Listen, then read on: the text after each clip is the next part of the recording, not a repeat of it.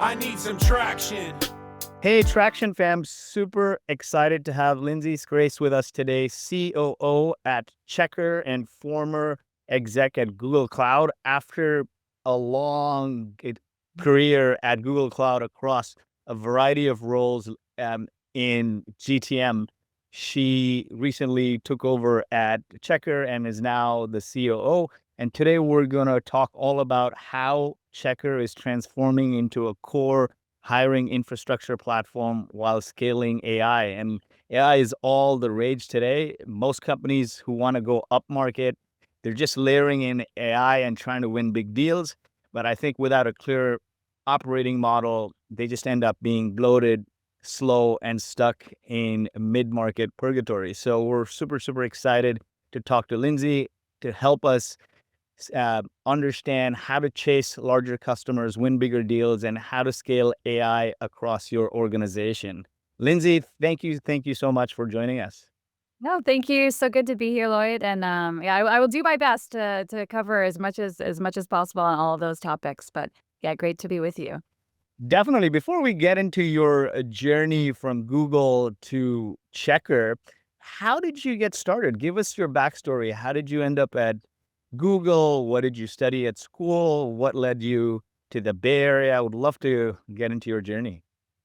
Yeah, I mean, I'm from Michigan originally and studied business undergrad. I've always taken a little bit of a non-traditional path and kind of followed my own compass. I instead of like getting internships in banking and consulting, I ran my own house painting business or sold books door to door. And then out of school, I really wanted to get out of the U.S. and like experience international business. I joined a company called Maersk. They're a Danish company. Worked and traveled all over the world with them for quite some time. Then came back to the Bay Area and got my master's and ended up at Google, which I joined Google Cloud when it wasn't called that. It was called Google Apps at that time. It was a kind of like 100 or so people, and I liked the idea of like working on products that I loved, like Gmail at that time. And I joined and no role. It's just like just join, we'll figure out kind of where to put you once we get scaling, and then kind of took on a lot of different responsibility from there. And it was a really great opportunity just to like get deep into tech, kind of experience that growth from like very small to, tens of billions at this point, and have a lot of fun while doing it. Was moving to the Bay Area and going to Stanford, like that community, I truly believe your community is your currency. Being a part of that community, a huge accelerant to getting into Google, or I mean, it was a huge, like, amazing group of people in my life generally. I mean, I met my wife there, and we have our family and kids together now. Some of my greatest friends and network. And yeah, I mean, I took the job at Google through just through the normal process, but that absolutely gave me a leg up. And then my job from Google to Checkr has been, a lot of that through folks I met at Stanford and network, and just kind of starting the right conversation. So yeah, it was incredible. A great opportunity to learn not only business, but just tech, entrepreneurship, and just the community around that is incredibly vibrant. and then at Google, you had a variety of GTM roles, right? Like across sales, from being in sales development to leading SMB sales operations to eventually being the managing director for Google Cloud, SMB and mid-market. What was that journey like? And what were maybe the top three things you took away from that experience and brought to Checkr? Yeah, well, I mean, it was an amazing experience. As I said, when I joined, we were focused on selling Gmail, and then there was a piece of hardware like Google Search appliance that we were selling. So there was no Google Cloud then. There's no GCP, and we were very small, like hundred or so go to market folks. I think that was kind of the first foray for me into figuring out like how to really like launch and iterate quickly. Like nothing needs to be done and perfect, and figuring out how to keep momentum and pace. And Google is a big company, but in that division at that time, it was like very lean. People were expected to do a lot of different roles at once, and that's something I definitely brought with me. Of you're expected to do your core role and your core job, but also thinking about how to change it, how to improve it, like what to bring in scale beyond. Um, Another thing that I like really have taken with me and learned, I was there for quite some time, and there were so many different chapters in that journey. And it was always easy to kind of look back with nostalgia at, oh, and like the good old days, it was so small, or this time it was different back then. And I really learned to just really enjoy every chapter of a journey of any company, because it's so easy when you're in it to like there's so many problems and challenges, and then you look back and you're like, that was amazing. And so why not enjoy it while you're in it, all the frustration and fun, and just have some levity about like the people you get to work with, and the problems you get to solve together. It's truly like, such a gift to have those experiences when you're scaling a company.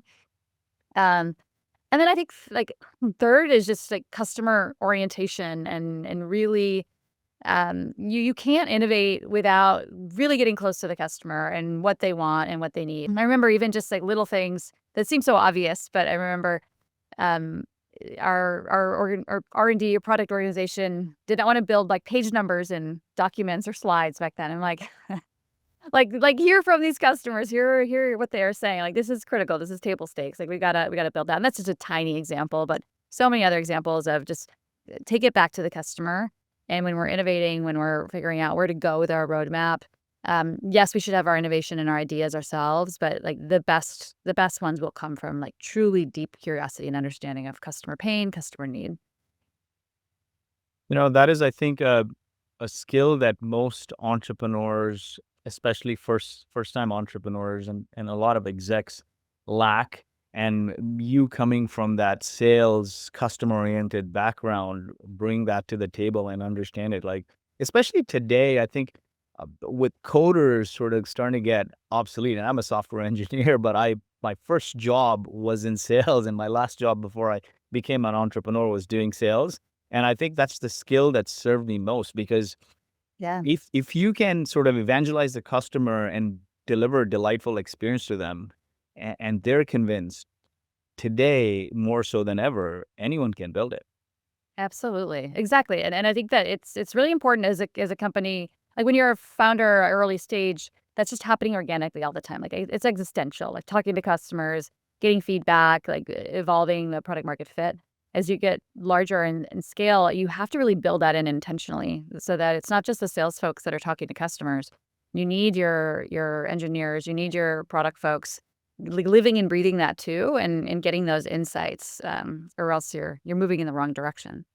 One of the things I hear often over and over from friends, from other entrepreneurs, execs, as they scale into the 100 million revenue range and beyond, is how do you maintain that urgency and the speed of a startup Mm. as you scale, right? Because what happens a lot of the times is you get obsessed with hiring for shiny logos, maybe at Series B, or maybe you do a private equity round, and you bring these multi-billion dollar company execs, and things operate very differently at a different pace, right? Like, they're not probably paid on urgency, they're paid on like how many right decisions you make. And in a startup, you're paid on how many decisions you made, period, because you don't know what's going to land.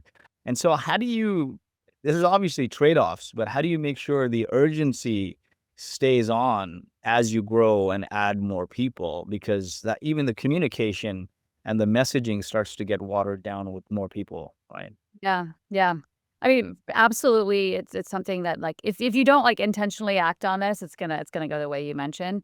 I'd say first is hiring the right people, and I think that I was talking to some founders yesterday, actually, and I think it's really hard when you're hiring in, like, that first executive hire. There's a tendency, like, let me find someone who's, like, has their playbook, and they're gonna come, like, bring that playbook here. That can be really dangerous for the company. Yes, experience is really important and matters and is high value, but you also want someone who's gonna bring that first principles thinking, and is gonna really, like, be very curious and understand the context of your company, and the product, and the way you're operating, not just bringing, like, "Hey, like, this worked over here, let me bring it here." So I think that that's really important. And at Checkr, one of our leadership values is fly high, fly low. Like, no task is too little for an executive or a leader. You have to be able to, like, get into the details, the nitty gritty, so you don't create such bloated organizations.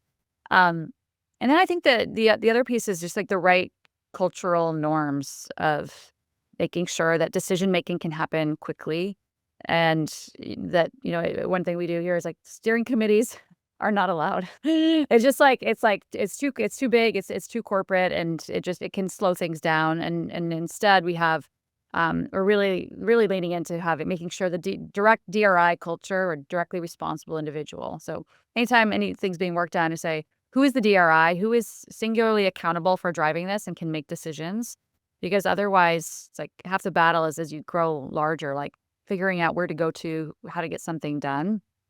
And and then I think like the pace setting too. Like I think it's up to the leadership team to make sure that it doesn't slow down. And if something can be done in 2 weeks, why not 1 week? And really just set a high bar that people can strive for. If you don't hit it, that's not the end of the world. But at least like setting ambitious goals and not watered down. I think all that being said, like when you do grow as a company, you do need to be more intentional on the flow of communication, on cascading, and making sure that you're bringing people along. Because when you know everyone, it's very easy to do that. But as you get to a certain size of company, it does require much more intentionality. And we've been through that in our journey at Checkr as well. Definitely. What made you take the job at Checkr? I think you started there as CRO in around 2022, when I think they were fresh off a round and like maybe 5 billion valuation. But that was a time where there's quite a few opportunities, especially for someone like yourself leading, like managing director for SMB sales at a large product line like Google Cloud. Yeah, I mean, it was definitely it was a time of exploration. So I was 10 years coming up on 10 years at Google, and I'm the type of person like I am heads down. I am in it. I am not like distracted. I commit to companies, and I get a lot of value and joy just by the journey of that. And coming up on 10 years, said like let me like peek my head out, like see what's out there, and then potentially recommit. And so, yeah, I talked to several companies, a lot of cloud companies as well. That's where my expertise is, or was. And a friend actually from Stanford said, you should talk to Danielle at Checkr. And I said, no, thank you. I don't know anything about background checks. I've not done HR tech. She was in Y Combinator was an investor in Checkr. She was in their growth fund. Her name was Mia. And she said, no, just talk to Danielle. Like they're doing something really interesting. So I had a conversation, and I think that there were several things that were very compelling to me. I think first of all, this notion of like disrupting a legacy way of doing something, and really not a like super sexy industry or a problem set. It's different than like AI and cloud computing, right? Like Checkr is using AI and doing all that, but in a legacy way of running background checks. We're disrupting that, and seeing the product market fit in gig companies. That's where Checkr started. DoorDash was our first customer. Then went into, started kind of dabbling in self-serve, and there was really strong signs of growth there. Mid-market, a lot of energy, and then the enterprise, a whole lot of opportunity. So I really like that, and the multidimensionality of the go-to-market. And then beyond that, it was the people and values. I mean, the Checkr, like high ambition, low ego culture. Like we're collaborating, we're all in it together to get it done. And just Danielle, the entire executive team, it was just like that. Like I could see myself thriving in this environment. And then on top of that, the Checkr has a focus on helping those who've been formerly incarcerated. So 1 in 3 adult Americans has an arrest record or conviction. Like 1 in 3, it's astounding. And traditional background check companies have screened those folks out of the workforce. And so we do a lot for fair chance or second chance hiring those with records, advocacy, and awareness, and have customers choose. We have options in our product to think about, like how do we make more nuanced decision making when thinking about hiring, and that's personally rewarding to me as well. That's fantastic. Wow, what a mission and such great values. Now, when you joined Checkr, you were CRO. You were there in that role for almost 2 years. When you joined as CRO, what sort of size a company Checkr was selling to, and how did that change during your time? as CRO? Yeah, when I joined, we had like a lot of gig business concentration. We had started a mid-market sales team, and then we had started a self-service business. So like very high concentration on the gig companies. And then enterprise we had stepped into and not been successful, and then had stepped out. And now I would say we're and just due to all the great work of the entire company, like I can't take credit for this myself, but we have a massive SMB business through our direct website, through a lot of phenomenal partnerships and integrations. We have a very large mid-market business with very high velocity, sales driven, but complex deals, but like quick sales cycles. And then we have our enterprise business, which we've re-entered in a meaningful way, and we're seeing really great traction. And that's been, there's a lot more frontier there to go. And then we have a really healthy business through like the gig economy as well. Yeah, and when I started, I was managing all the go-to-market customer-facing functions from marketing to, customer success, sales, and in between. And then took over our customer support and our operations teams as well, after about 6 months or so. What changes did you make in Checkr's GTM to see that sort of success? Because you had dabbled in enterprise, or Checkr had dabbled in enterprise, but had retreated, and then you went back in a meaningful way. You added the high velocity sales in the SMB market. So what were some changes you'd made in the 30, 60, 90 days to Checkr's GTM to allow for that? Yeah, I mean, there were no like immediate like let's change everything. And actually, a lot was working really well. I'd say over the last couple of years, things we focused on as a team. Like one is for our higher velocity segment, like we weren't as efficient as we could be, and so we've gotten a lot more efficient in terms of our unit economics. And I'm very data driven, so I'll really look at the data of what's the ROI of this, what's the right number of people per team and segment. So we spent a lot of time on that, and that's improved our profitability as a company. Um, on enterprise, we've spent a lot of time on this, and I would say it was a conscious decision. Like at the C level, we said, "Hey, this didn't work a handful of years ago. But we're seeing a lot of really interesting signs that maybe it's time to do this again and to do it in a meaningful way."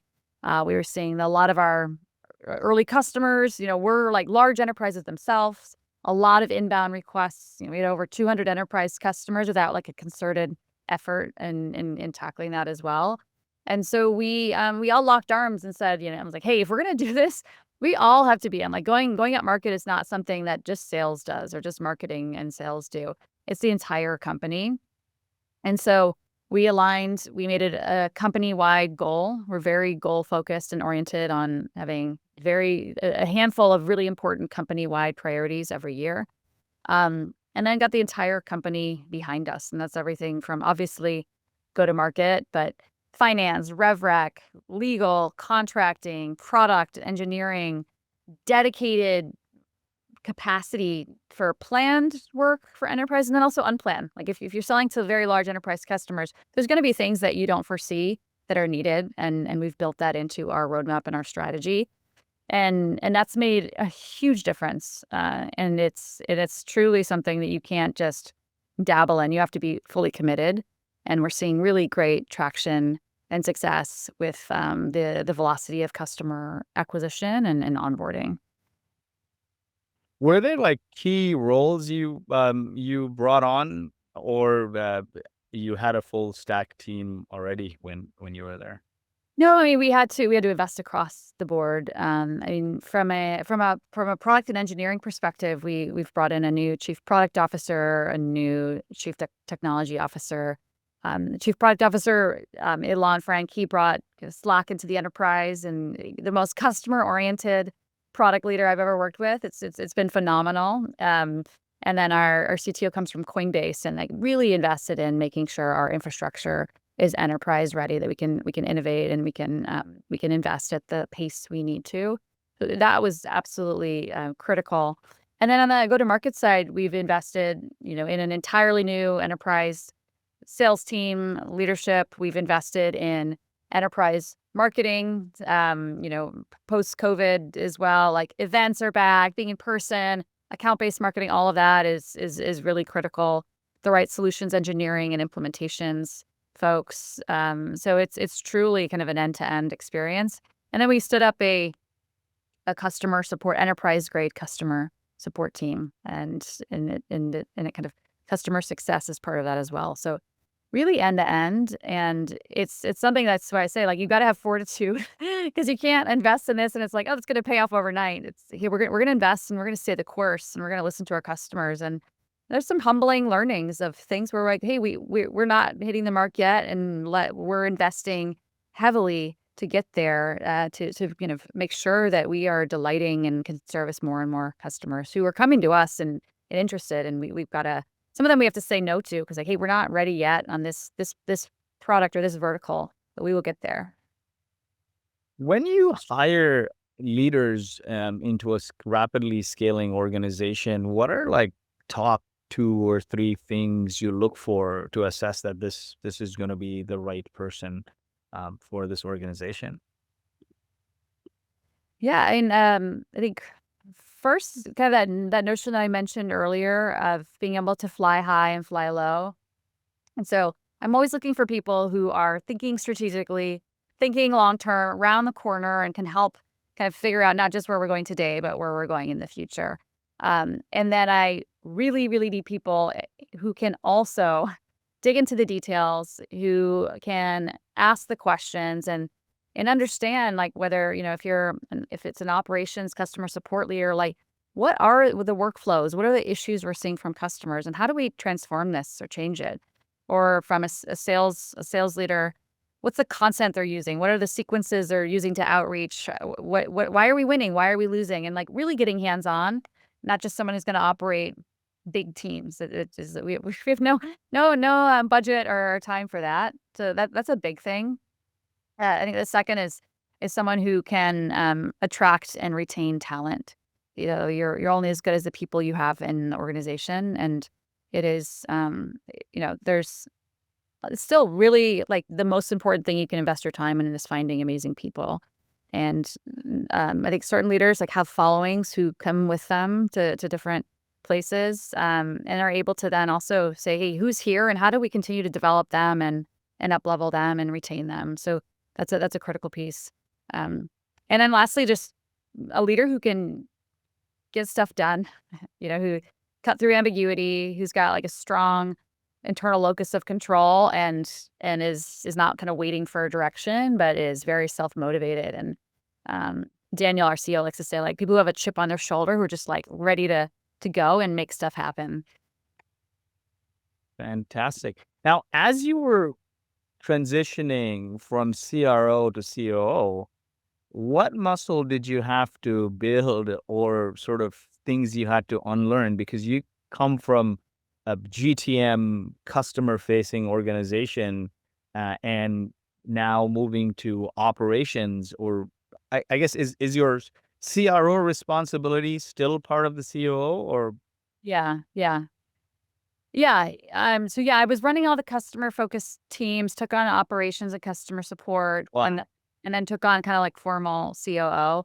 I would say the actual, like, day-to-day skills of the functions I'm running, were not a major shift. I mean, I'm obviously learning a ton from every day, but, I was always kind of in a general management type capacity in my previous role and throughout my career. I think the biggest transition for me was thinking about the fact that everything in the company is now my opportunity or problem. So there's not, like, I think it's very easy for me to get sucked into go to market, sales, revenue, customer experience. But I've had to really take a step back, and my goal is to provide better operating cadence for the company, to provide leverage to our CEO. And so thinking about everything from, like, our recruiting velocity to our product roadmap delivery to our office strategy, like, just partnering with all my peers, but really trying to be an integrator across everything happening and connecting dots and helping push things forward, which has been, I think, a really great learning opportunity. It's it's also like no excuses. Like there's no one to point to and say, well, they're not delivering this or that. Like that's all, it's on all of us together to figure out. And so I've spent a lot of time on that. And then I've leaned in personally a lot on what I was mentioning earlier, which is, bringing the leaders along across the entire company. And we're like an almost 1,000 people company at this point. So it's really important. We're moving really quickly, and I've really worked to step up our communication, our leadership engagement across, all leaders, all levels, and bring people along so that we're all moving in the same direction and we can do so quickly. You're way too humble, because being a CRO for a multi-billion-dollar company that's rapidly growing is a task and a half. But then when you tack on like CS and product and other things, it's a lot. How do you stay sane while managing so many um, different moving pieces? I really do feel lucky that I, get to like I get a lot of value and meaning out of my work. I think tackling really hard problems, and I enjoy it. I also am really fortunate the people I get to do it with. My peers are phenomenal.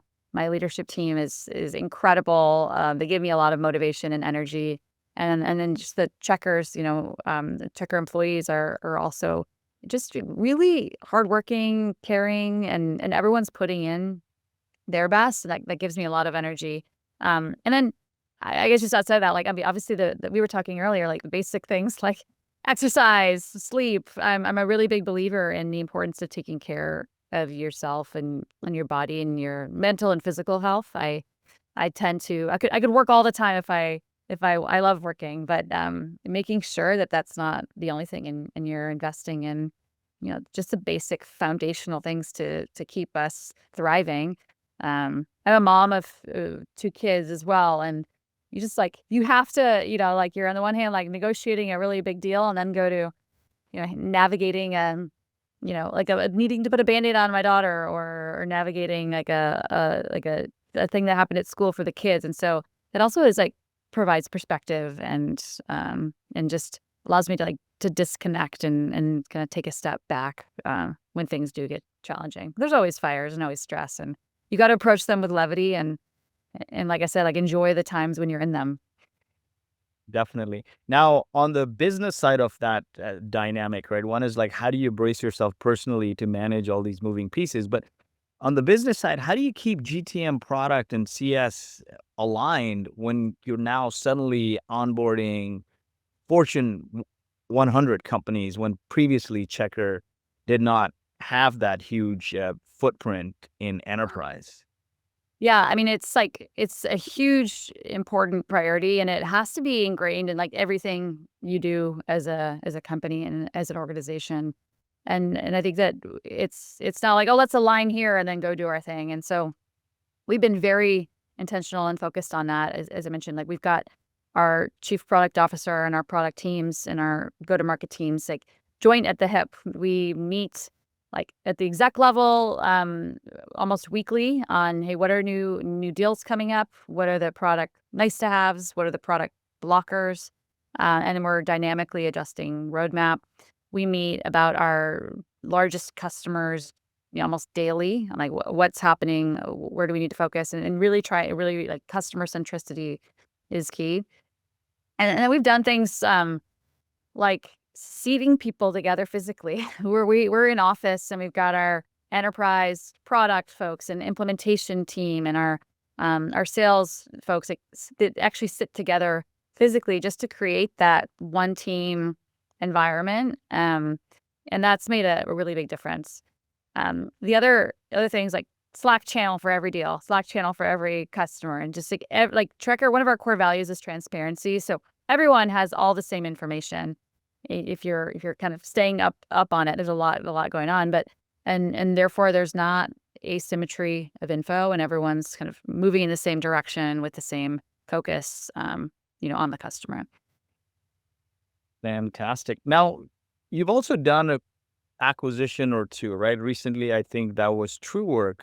What gaps were you trying to solve with that acquisition, and what sort of impact is it making for Checkr?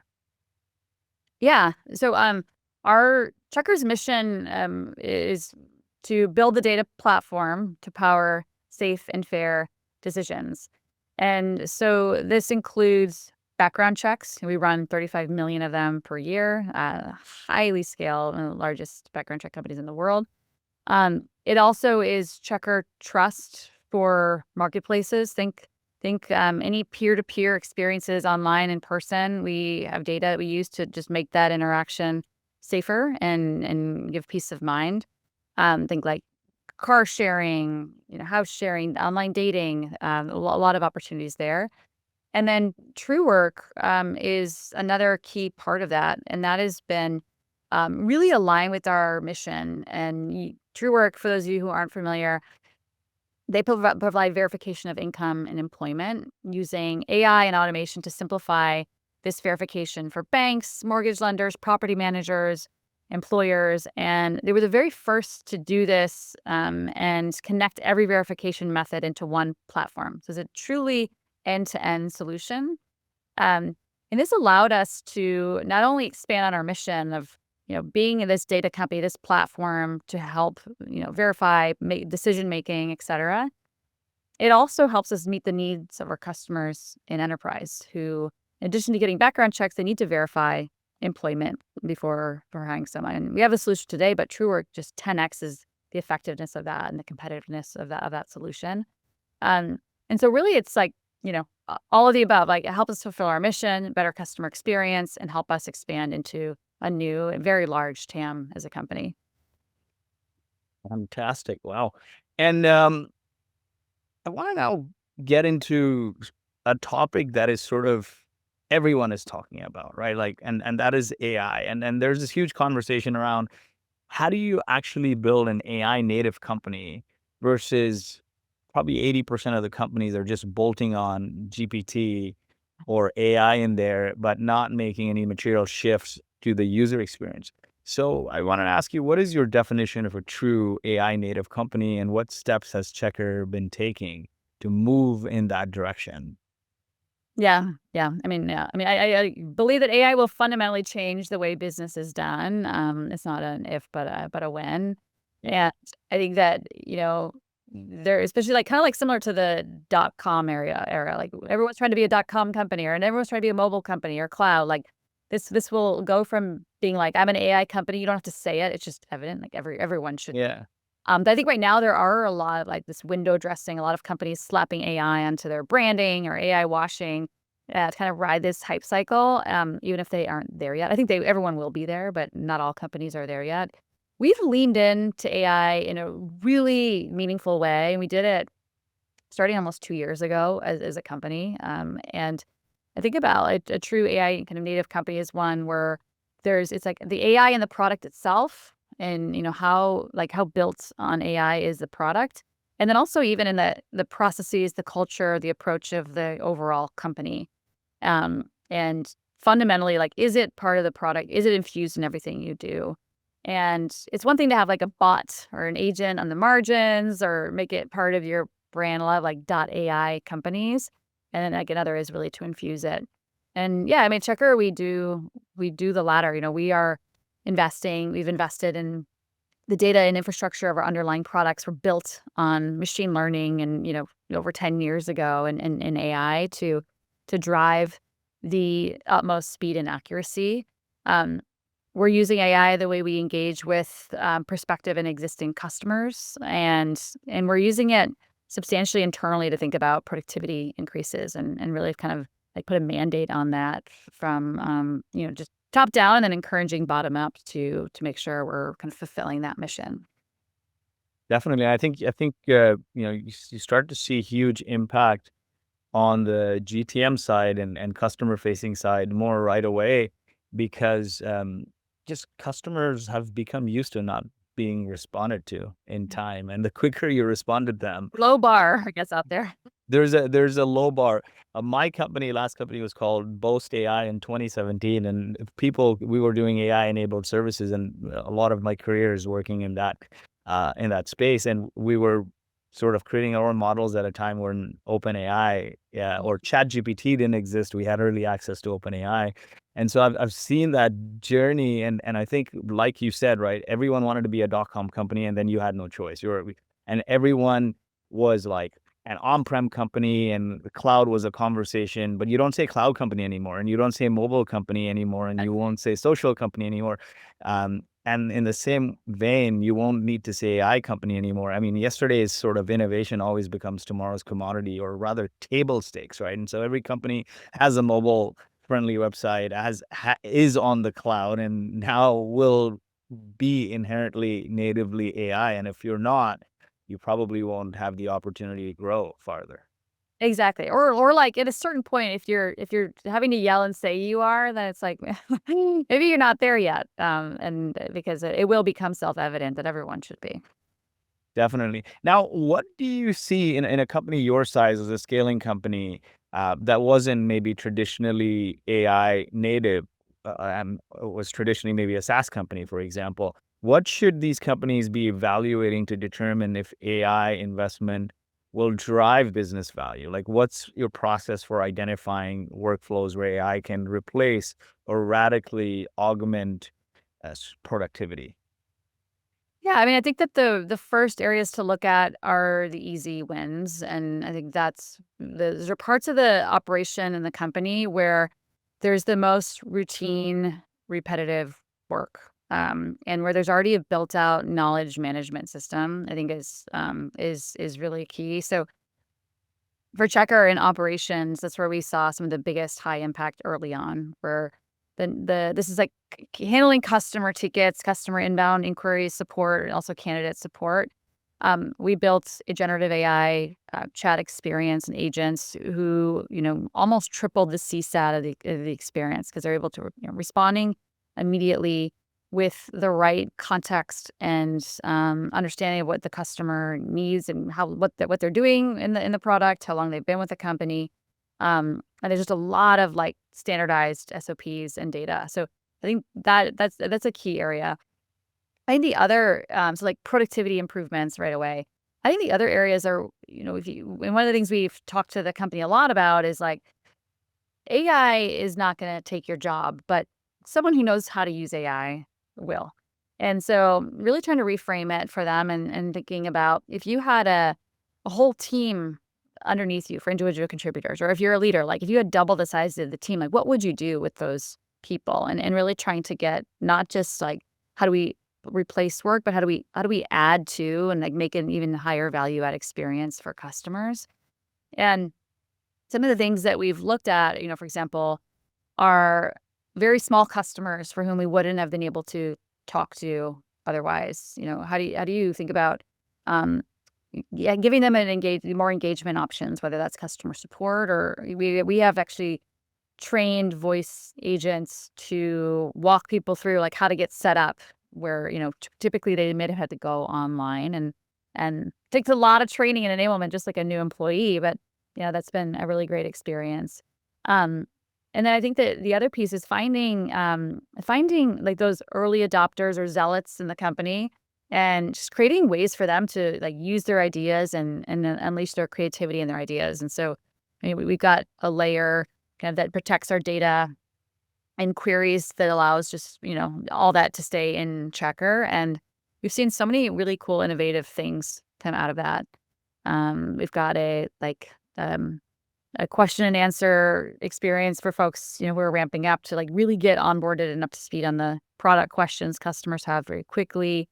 We've got things that have replaced company handbook, like any questions you have, people manager questions, team questions on handbook stuff like that automates. And so I think there's a lot there and figuring out, how we looked at it as like, where's the bulk of the work today that we can make more productive, and that's operations, sales, engineering. Where is stuff that we wouldn't do for customers, but now we can because of this? And where are the people just like have a lot of energy and a lot of excitement? And how do we like make that easier for them to get started quickly? And given your background in GTM, right, what have you seen in terms of huge, I guess, lifts uh, from AI implementation on that side of the equation?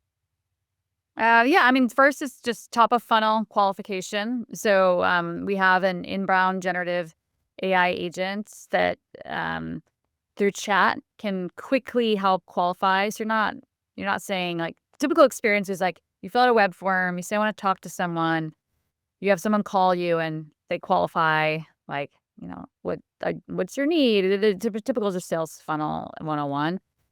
That now can be done through an agent, whether we have voice agents who can talk to you. We have a generative AI chat agent experience, and it just gets the customer where they need to be incredibly faster and with just as high, if not higher quality. So that is a really key driver of sales velocity and customer experience. Um, we also have AI agent, who voice agents who can help those who want to get started in the product, kind of walk them through the steps or answer any questions before they go online and sign up. That's again like another thing that we just expensive to do, harder to do without the scale of AI. Um, and then the sales process, I think this one is still not there yet across the industry. There's a lot of tools like AI sales. I think it'll get there at some point, not there yet, but where we've seen value is in sales research. So like account research for customers. You're able to suddenly look across the entire internet in an instant of like what's happening with this customer, with this prospect. And that's very high value for those who know how to use it well. And there's a lot of tools out there we're evaluating. And then AI for enablement of the sales team, figuring out, quickly, whether it's coaching, whether it is post-call coaching, whether it's quick answers to questions. That's another big one. And then I would say like kind of bottom of funnel end of that experience is our customer support and retention of customers and being able to use our generative AI chat agents to be able to just much more quickly respond to customer issues and resolve them way faster than we were before. And so that you put your humans are still there, but they're on like the highest value, challenging, complex areas in sales, in customer support, in customer success. And you're getting quick and easy answers to prospects or customers where where it's a win-win. So we're doing more with less, not necessarily have eliminated any functions or move them more sort of upstream for a higher value. More, yeah, I'd say like more with the same. And I guess we're creating some constraints too when we think about growth of our budget and our headcount in the company, where we're not adding as many people as we would otherwise because there's an expectation that everyone should be thinking about how to get more with the same through the suite of AI options out there today. Fantastic. As we close out here, and I wanted to ask, as you look back at your journey, what maybe is one thing you would have done more of and one thing you would have done less of? Ooh, one thing I would have done more of,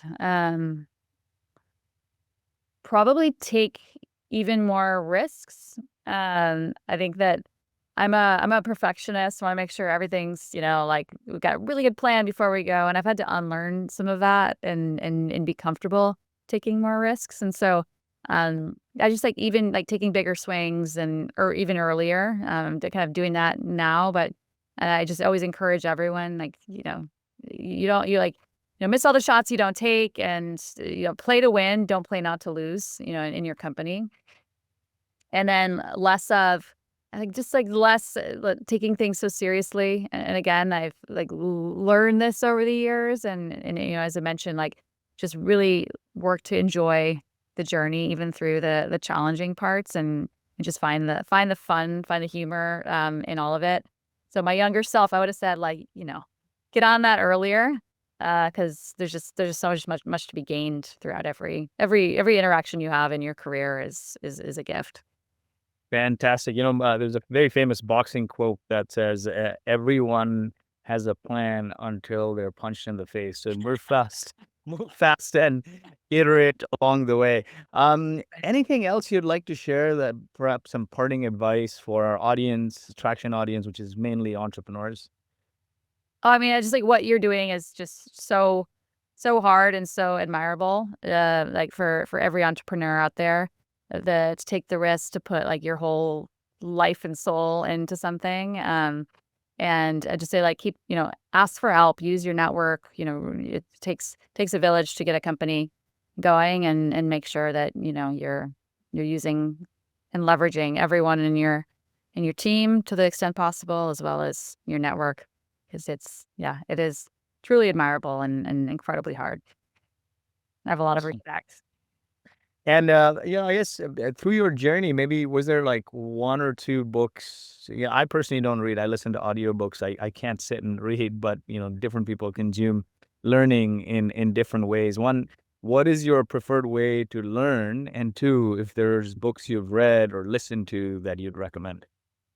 Yeah, I mean, I learn most from the people around me. Like every person I'm meeting, I am like soaking in. Hey, what can they teach me? What how can what do I like or not like about their approach? And that's where I've gotten most of my learning.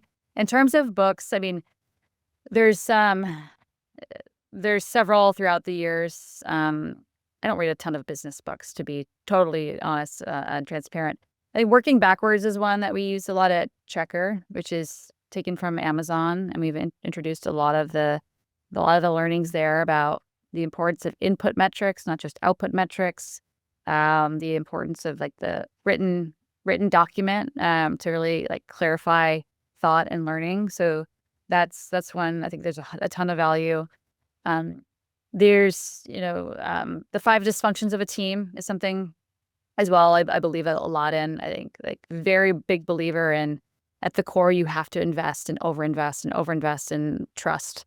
If you don't have trust, among the team you're leading, among the team you're a part of, then it just makes a lot more friction in the overall delivery and operations, and so I invest a lot. I kind of run our C staff, um like offsites and cadences, and like really that's like a big part of what makes us such a strong team. Same with the teams I've led. Um, those are two top of mind. I'll share with you if I can think of any other big ones.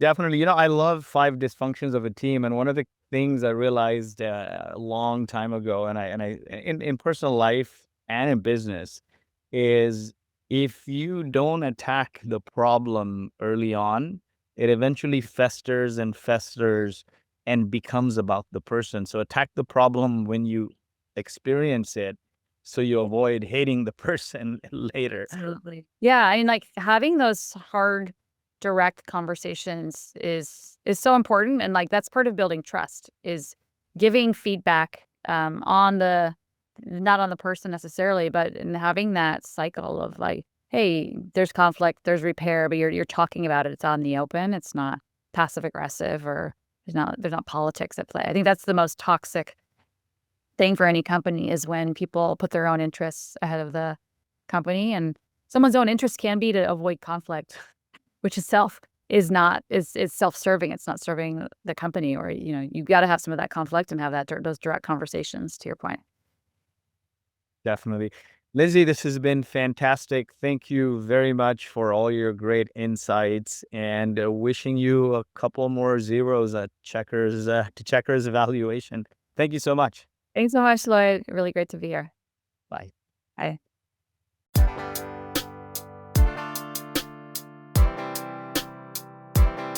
I need some traction.